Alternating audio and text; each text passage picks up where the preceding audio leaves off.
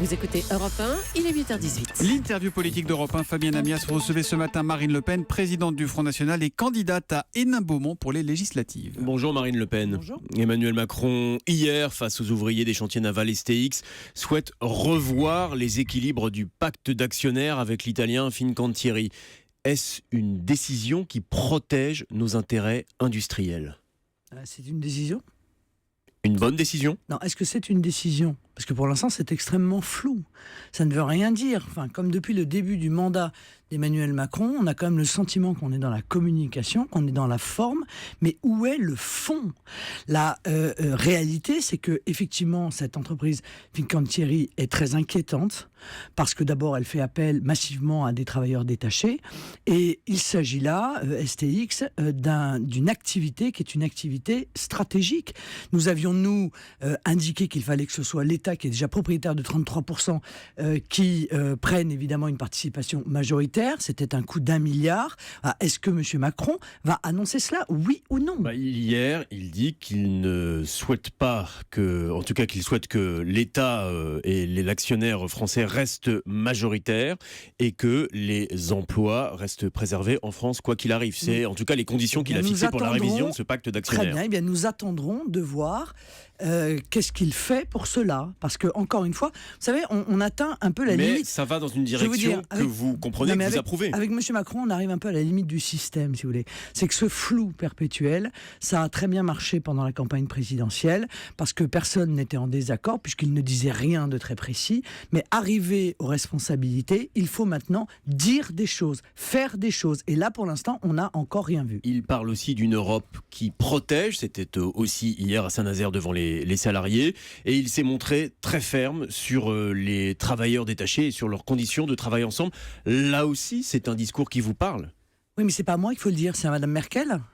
C'est à la Commission européenne qu'il faut dire ça, qu'on ne veut plus de cette directive sur les travailleurs détachés. Or, il n'a pas du tout dit cela lorsqu'il était avec les partenaires européens. Bien au contraire, il a dit il faut plus d'Europe. Il faut une Europe fédérale, c'est-à-dire une Europe où précisément la France ne pourra plus décider pour elle-même. Il faut un gouvernement qui protège. Ce sont d'ailleurs des termes qu'on avait entendus chez vous dans la campagne présidentielle. Mais pardon, ça fait 25 ans qu'on entend cette promesse d'une Europe qui protège. Ça fait 25 ans qu'on entend parler d'une Europe sociale. À chaque élection européenne, on nous dit demain une Europe sociale, demain une Europe qui protège. La réalité, c'est que plus nous perdons notre capacité à décider, plus nous perdons notre capacité à nous protéger. Or, encore une fois, en souhaitant plus d'Europe, Emmanuel Macron, avec notamment un gouvernement de la zone euro, va nous priver encore plus de tout pouvoir de décision. Et ça, c'est extrêmement inquiétant. Et on verra aussi quelle sera la réaction de l'Europe aux annonces de Donald Trump, qui, après avoir fait lanterner le monde, devrait se prononcer ce soir, en tout cas c'est ce qu'il a indiqué, sur la décision des États-Unis de rester ou non dans les accords de Paris sur le climat. Si il remet en cause ces accords, y voyez-vous un camouflet infligé par les États-Unis au reste du monde ? C'est pas un camouflet, c'est le respect. Moi, je regrette, s'il décide de sortir de ces accords sur le climat, je le regrette. Mais en réalité, c'est une promesse qu'il a faite pendant sa campagne électorale. Donc il ne fait que respecter la promesse qu'il a faite à ses électeurs. Pendant la présidentielle, vous aviez plaidé pour une meilleure entente avec la Russie. Vous aviez d'ailleurs été reçu par Vladimir Poutine. Emmanuel Macron l'a reçu lundi avec les honneurs. Globalement, estimez-vous que le président de la République porte bien les couleurs de la France à l'international ? Excusez-moi, mais est-ce qu'on peut sortir de la forme ? Parce que il y a des décisions à prendre. Il y avait de la forme, mais il y a aussi un discours sur l'Ukraine, sur la Syrie, sur la situation des homosexuels en Tchétchénie. Il s'est exprimé à côté du président Poutine. Quelle différence avec François Hollande ? Est-ce que nous allons à nouveau, est-ce qu'il va y avoir une levée des sanctions qui a eu des conséquences, qui ont eu des conséquences extrêmement lourdes sur notre économie, pour nos agriculteurs ? Oui ou non ? Pour l'instant, ça n'est pas en tout cas la position dans laquelle s'engage la France. Est-ce que nous allons... Alors donc, par conséquent, on reste exactement sur la ligne de Hollande. Voilà, c'est tout. Il n'y a rien de nouveau sous le soleil, si je puis me permettre. Moi, je ne vois rien de précis sur la lutte contre le terrorisme. Et ça m'inquiète considérablement. Parce qu'il n'y a pas une semaine qui se passe sans qu'il y ait des attentats terroristes. Alors, il a annoncé la création d'une task force à ses côtés à l'Élysée qui permet de mieux fédérer le travail des services pour lutter contre le terrorisme. Là encore, on en verra les résultats. Mais il y a des annonces qui ont été aussi faites à ce sujet, Marine Le Pen. Monsieur Namias, 50 personnes une task force pour coordonner des informations. 50 personnes, 24 heures sur 24, 7 jours sur 7, ça fait quoi? En réalité, 15 personnes. 15 personnes pour coordonner, c'est ça la task force, c'est ça le grand projet d'Emmanuel Macron pour protéger l'ensemble des services. Donc vous savez bien que c'est plus de 50 personnes. Est-ce que c'est ça le projet d'Emmanuel Macron pour protéger les Français du développement du fondamentalisme islamiste? Donc on ne ferme pas les mosquées radicales, on n'expulse pas les fichiers S étrangers, on ne met pas en place la déchéance de la nationalité pour les fichiers S binationaux pour pouvoir les expulser, on ne se sert pas de l'arsenal juridique pénal pour pouvoir arrêter ceux qui aujourd'hui font de l'intelligence avec l'ennemi et qui ont la nationalité française. Et nous verrons quelles seront les décisions concrètes qui suivront l'annonce de cette task force. Marine Le Pen, François Bayrou consulte en ce moment les responsables des partis pour préparer le texte sur la moralisation de la vie publique. Vous l'avez vu, François Bayrou? Oui, je l'ai vu hier. Qu'est-ce que vous lui avez suggéré? Écoutez, je lui ai suggéré effectivement un certain nombre de dispositions. D'abord, celles qui tiennent à la démocratie, parce que un des éléments de la moralisation, c'est que l'ensemble des Français soient représentés à l'Assemblée nationale, et c'est donc la proportionnelle. Mais oui, bien sûr. Vous savez que, en l'occurrence, M. Bayrou a toujours été un défenseur de cette proportionnelle. Il en a même fait des conditions de rapprochement avec Emmanuel Macron. J'espère qu'il arrivera à en convaincre le président de la République.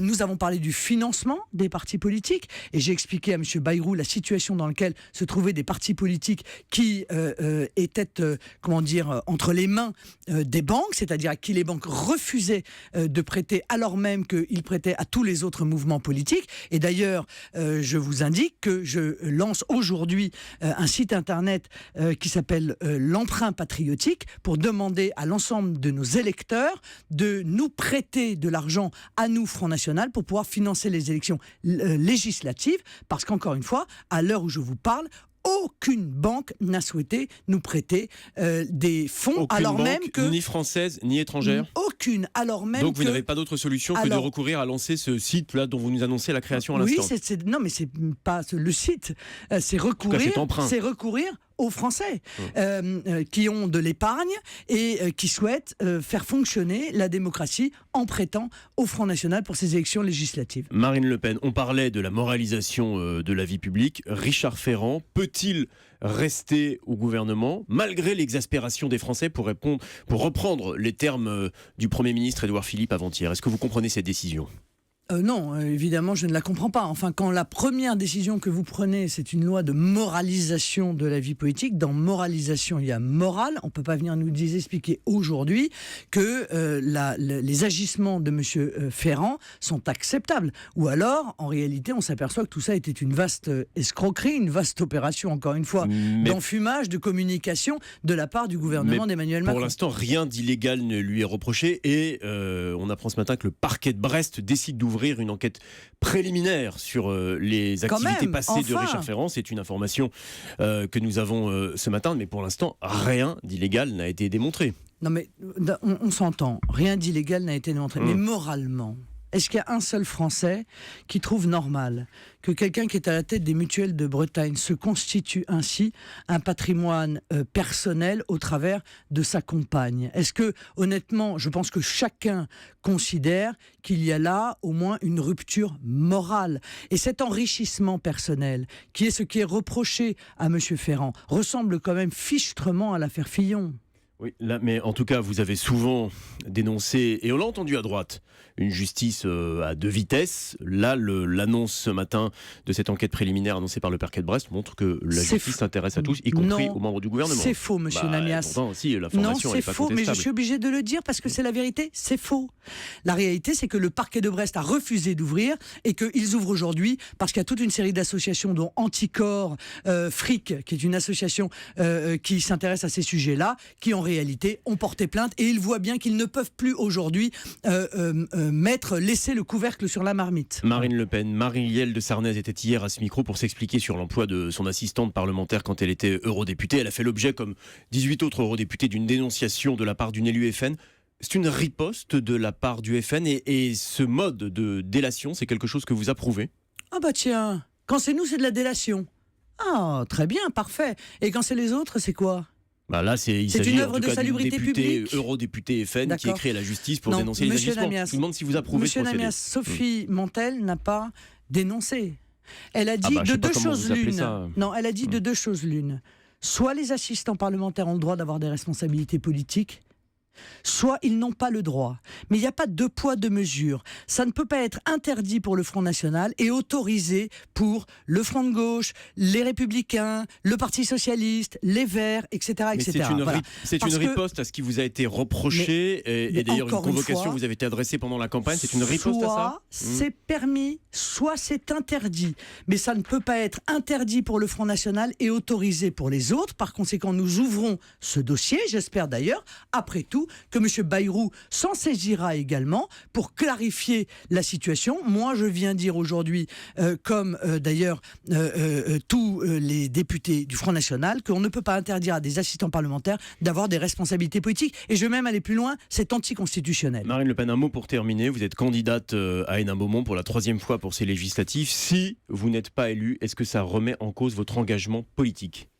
Oui, enfin, je ne me mets pas du tout dans cette situation, dans cette hypothèse. Mais si c'était le cas, parce que finalement la démocratie est ce qu'elle est, on verra bien le résultat, ça pourrait vous interroger après 3 échecs sur votre avenir en politique ? Au-delà de mon cas personnel, ce qui est surtout important, c'est qu'il y ait le plus grand nombre de députés Front National, parce que c'est l'assurance d'avoir des députés qui s'opposent à Emmanuel Macron au moment où les Républicains sont devenus en réalité un parti satellite d'En Marche. Merci beaucoup Marine Le Pen d'être venue ce matin en direct sur Europe 1. Je vous rappelle cette information, le parquet de Brest qui a décidé d'ouvrir une enquête préliminaire sur les activités passées de Richard Ferrand. On y reviendra bien sûr dans les minutes qui viennent.